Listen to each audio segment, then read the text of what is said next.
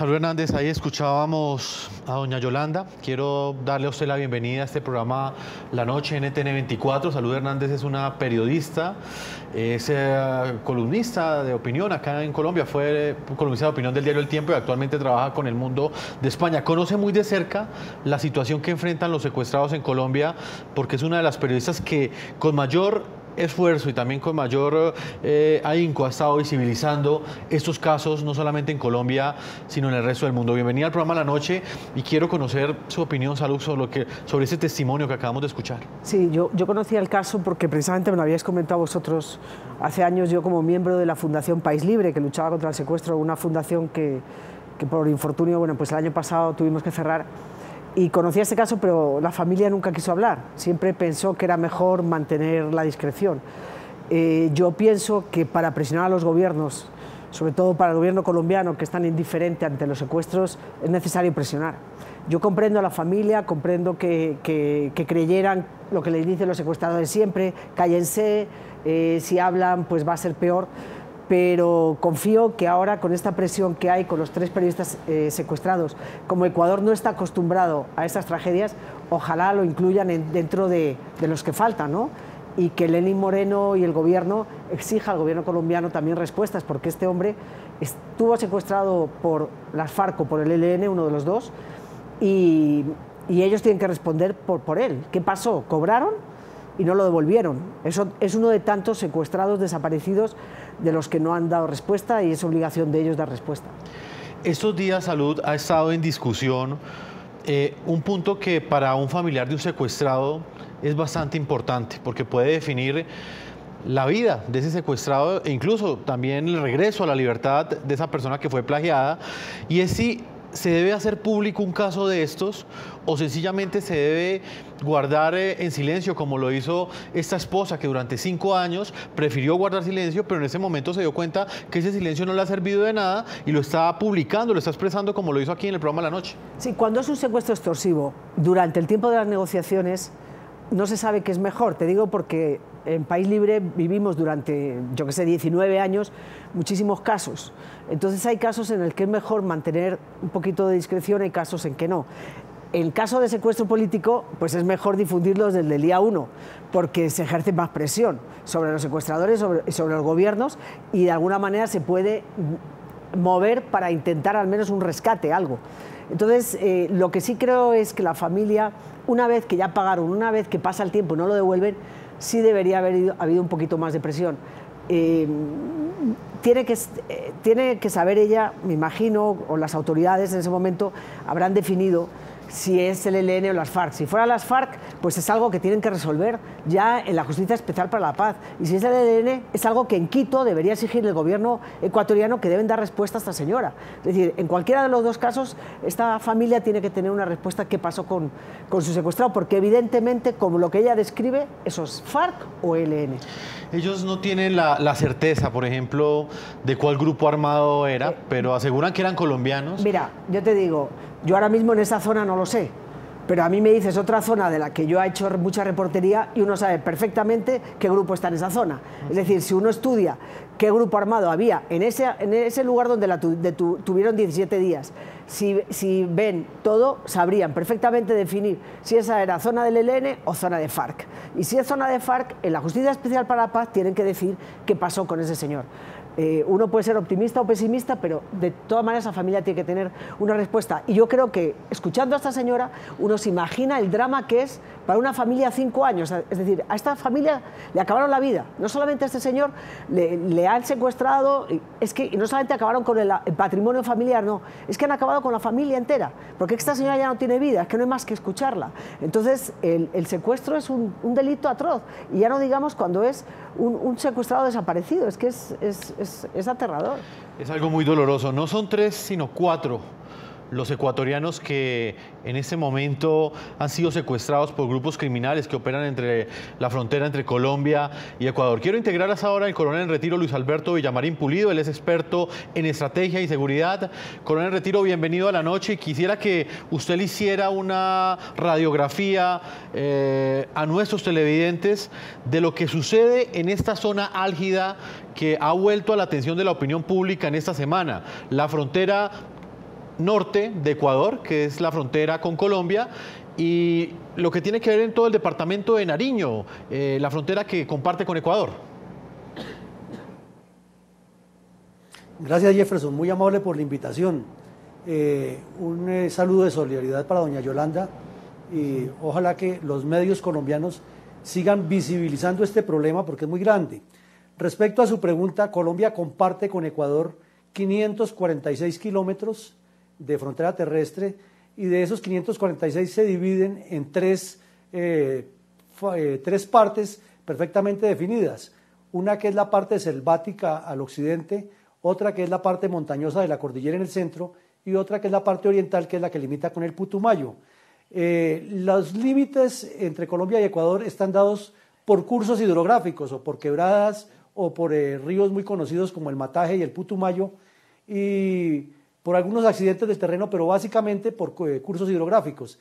El punto es que allí, como hay etnias que pertenecían a los dos países y hay presencia delictiva, la frontera es imaginaria, pasan de un lado al otro.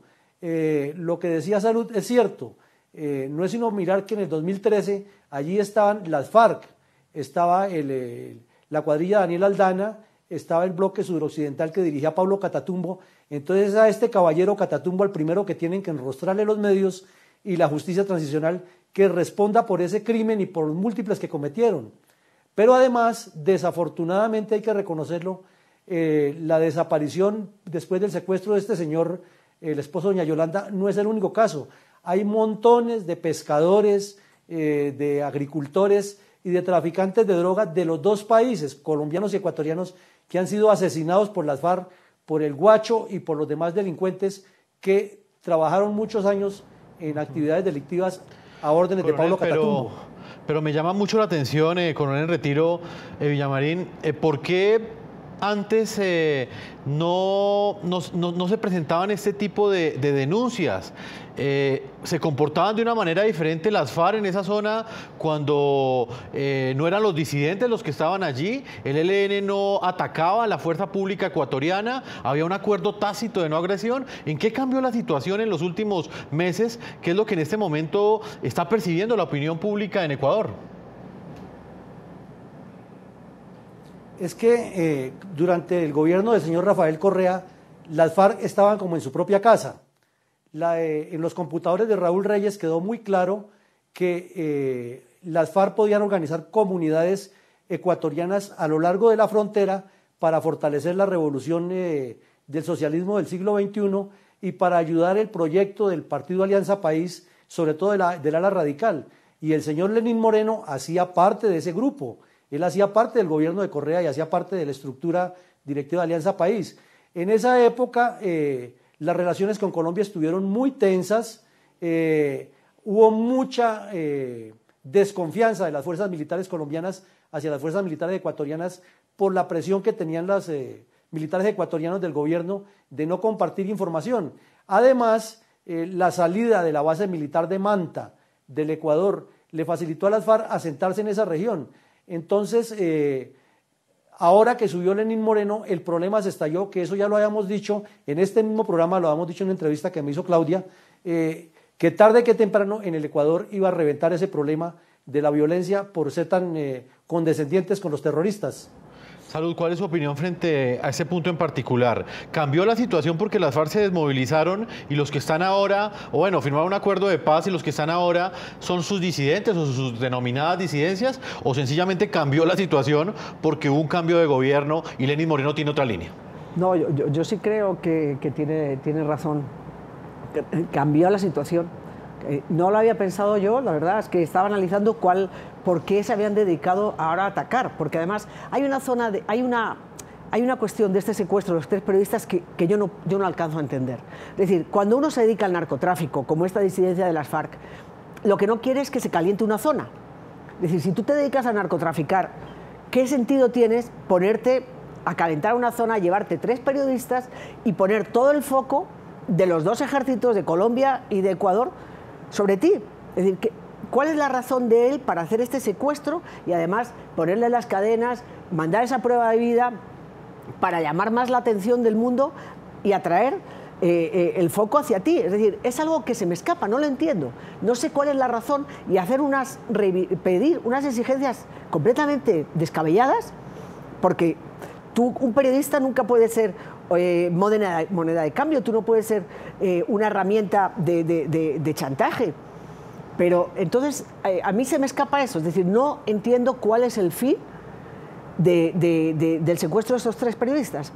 Entonces sí creo, lo que decía Muñoz, sí creo que hay un cambio en el gobierno, hay un cambio de actitud, pero tampoco entiendo que ese cambio de actitud dé para que ahora este hombre se dedique, Guacho y su gerente, a traer tanta atención sobre él. Es decir, si ellos lo que necesitan es más, digamos, menos foco mediático. Llama la atención ese punto, Salud, y hace pocos días sosteníamos una conversación con una fuente de inteligencia en Colombia y él precisamente también nos hacía un diagnóstico y también, Coronel Villamarín, comparto con usted esto, que cuando las FARC estaban en armas, había un acuerdo tácito de no atacar ni a los civiles, ni secuestrar civiles, ni atacar a ningún ecuatoriano, y que de esa manera, de alguna manera, se tranquilizaban o les permitían estar en la zona fronteriza. Pero con estas disidencias, ellos rompieron ese acuerdo, están atacando a las fuerzas militares ecuatorianas, están atentando contra los civiles, y en esa dirección... Pero hay una pieza de todo que se nos escapa. De ese puzzle hay una pieza que se nos escapa. ¿Cuál puede ser esa pieza, Coronel Villamarín? Pues mire, yo pienso, Jefferson, que la pieza es muy sencilla. Las FARC no han renunciado a su plan estratégico como FARC, como la toma del poder y la implantación del socialismo del siglo XXI en Colombia. Eso es claro y por eso quieren su gobierno de transición. Entonces, las famosas disidencias no son disidencias, son parte del plan estratégico de las FARC.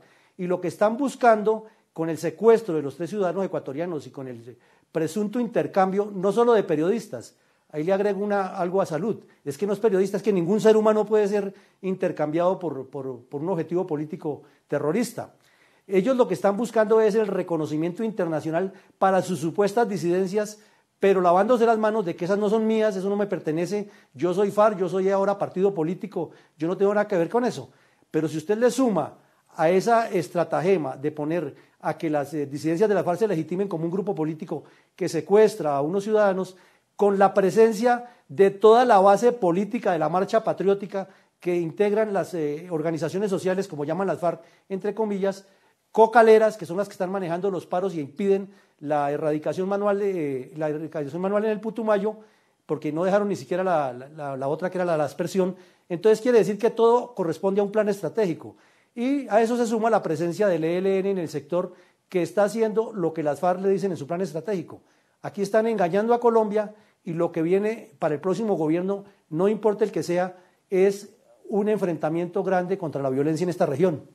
Vamos a marcar una primera pausa comerciales, ya regresamos con este análisis en el programa La Noche. Más adelante estaremos también hablando de otro secuestro que tiene impactada la opinión pública en Colombia. Los responsables son el ELN y sus familiares hablarán aquí en el programa La Noche, los familiares de los nuevos plagiados por parte de este grupo terrorista. Una pausa y ya regresamos a la segunda parte de este programa La Noche.